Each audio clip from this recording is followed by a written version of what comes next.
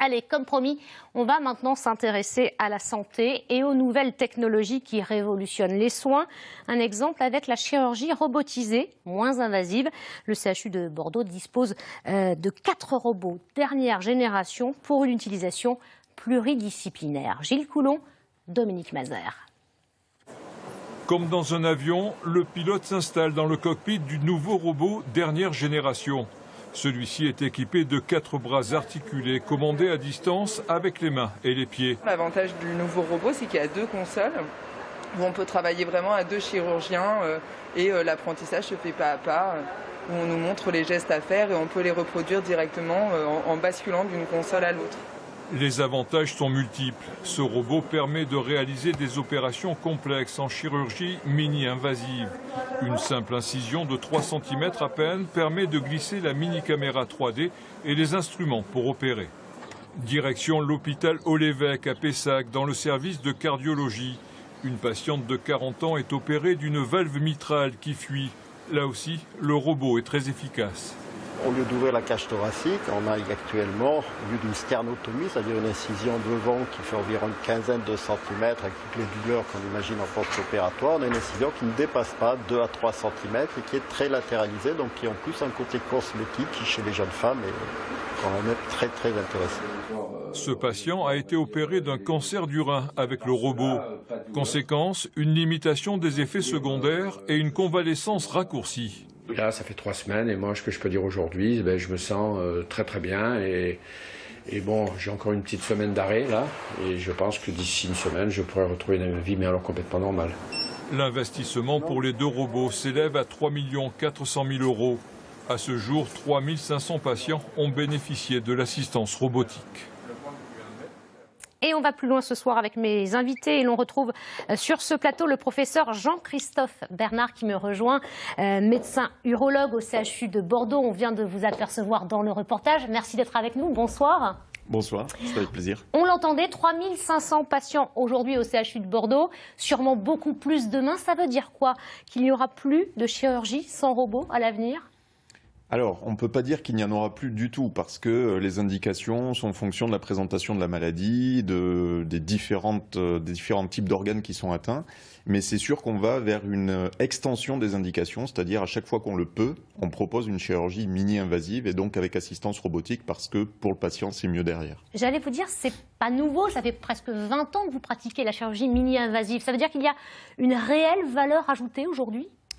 Oui, alors ça fait aussi l'objet de différentes publications qui ont été réalisées, différents types d'études, encore une fois, par pathologie. Et donc le bénéfice, il va être plus ou moins important aussi en fonction des pathologies, en fonction de ce que l'on souhaite traiter.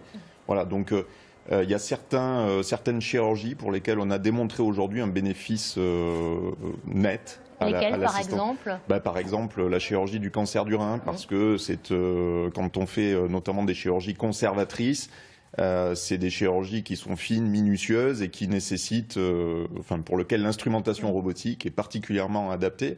Et surtout, c'est des chirurgies qui jusqu'alors se faisaient par voie ouverte, avec des incisions qui étaient très délabrantes.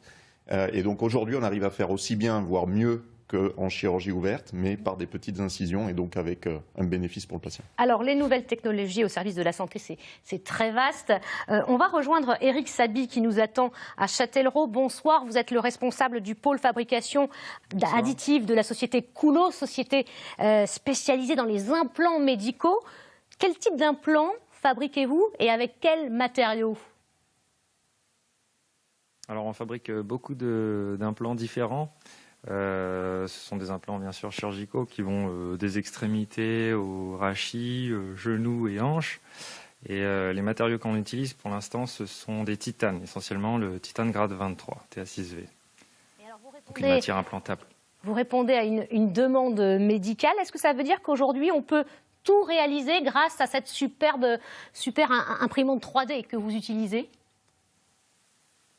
Alors on peut pas dire qu'on peut tout faire, on peut faire beaucoup de choses. En fait, c'est une solution qui est en surplus des technologies conventionnelles aujourd'hui, comme l'usinage ou la fonderie. C'est une option supplémentaire que le fabricant du dispositif médical peut utiliser. Et donc, ça apporte de nouveaux avantages pour le patient, puisque avec les nouvelles fonctions qu'on peut apporter, on peut améliorer la technique opératoire en étant le moins invasif possible et en améliorant aussi les performances de l'implant lors de son utilisation. Avec des contraintes, j'imagine, auxquelles vous devez vous adapter? Oui, alors on doit s'adapter à de nouvelles contraintes puisque c'est un nouveau procédé de fabrication, donc ce sont de nouvelles normes et ce sont des choses qu'il faut maîtriser aujourd'hui. Jean-Christophe Bernard, c'est un autre domaine, on est bien d'accord, mais cela évolue considérablement. Oui, on voit que le pan des nouvelles technologies infiltre le milieu de la santé et c'est quelque chose de tout à fait intéressant pour nos malades, mais aussi pour nous en tant que praticiens, parce que ça fait évoluer nos techniques chirurgicales, ça fait évoluer nos pratiques. Donc c'est vraiment très intéressant. Et c'est vous, les médecins, qui demandez justement aux entreprises de faire avancer finalement la recherche et de voir ce que vous pouvez faire ensemble? Alors, c'est justement, vous venez de le dire, ensemble. Donc c'est souvent, effectivement, le fruit de collaboration avec les équipementiers. Il y a un retour, je dirais, qui est de l'un vers l'autre, qui est quasi permanent pour justement être certain que les apports technologiques soient adaptés aux besoins médicaux. Alors justement, on parlait tout à l'heure de cette chirurgie moins invasive avec l'assistance du robot. On a bien compris les atouts pour le patient, mais pour le médecin? Pour le médecin, je dirais qu'il y a un caractère aussi attractif parce que, comme je le disais, ça fait évoluer les pratiques chirurgicales. Donc on a l'impression de faire une chirurgie plus technologique et dont on sait qu'elle va apporter un plus grand bénéfice aux patients. Mais ça demande aussi, sur le plan de l'enseignement et de la diffusion des techniques chirurgicales, pour nous praticiens, notamment en CHU, d'adapter justement ces techniques d'enseignement. Parce qu'on n'apprend plus aujourd'hui la chirurgie à nos assistants de la même façon en guidant leurs mains quand on est sur un champ opératoire ouvert que lorsqu'on est sur une chirurgie robotique où on est à distance du patient et où il n'y a plus ce contact direct. Donc ça nécessite aussi de s'adapter du point de vue universitaire en termes de formation. Alors on le voit, les années passent et les progrès sont considérables. L'IRM, par exemple, a bouleversé la radiologie classique. Ce fut en matière de diagnostic médical la révolution des années 80. Et ce soir encore, nous allons remonter le temps. Nous sommes en 1983 au congrès de radiologie à Bordeaux. Depuis 2 ans, le domaine de la radiologie conventionnelle et en particulier l'imagerie médicale est en effet secoué par l'avènement d'une nouvelle technique, la résonance magnétique nucléaire. Et dans ce domaine, la France est très bien placée. Une société française filiale de Thomson, la CGR, a choisi le congrès de Bordeaux pour présenter au plus grand nombre de spécialistes le premier appareil fabriqué. L'aventure de la résonance magnétique nucléaire est une aventure qui ne fait que commencer, bien entendu. Tous les pronostics qui peuvent être faits aujourd'hui laissent penser qu'il s'agit d'une course de fond qui durera de longues années et on peut affirmer sans se tromper que grâce à la CGR et au groupe Thomson, la France est aujourd'hui placée dans cette course. Les avantages de cet appareil sont nombreux et tout d'abord pour le malade et le médecin. La RMN est atraumatique, c'est-à-dire non agressive, contrairement à la radiologie classique qui utilise l'irradiation par rayon X. Mais surtout, les renseignements apportés par les images multiplient les possibilités de diagnostic. On obtient ainsi des images en 3 dimensions, transversales, de profil et de face. Cependant, le but de cet appareil n'est pas de remplacer les équipements actuels, mais d'y ajouter ses propres performances.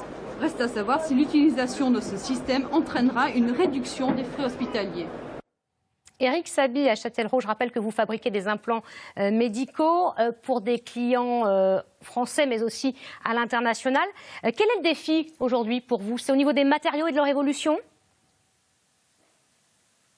Alors il y en a plusieurs. Le premier, c'est la maîtrise des nouvelles technologies, puisque comme elle est récente, cette technologie, elle est en constante évolution. Et du coup, il faut à chaque fois s'adapter pour maîtriser cette évolution, parce qu'on travaille dans le secteur du médical, c'est assez sévère. Et le deuxième objectif au sein de la société, c'est d'exporter notre savoir-faire, qui est du coup de travailler ces nouvelles technologies et de prendre de l'avance sur la concurrence qui vient des autres pays hors Europe.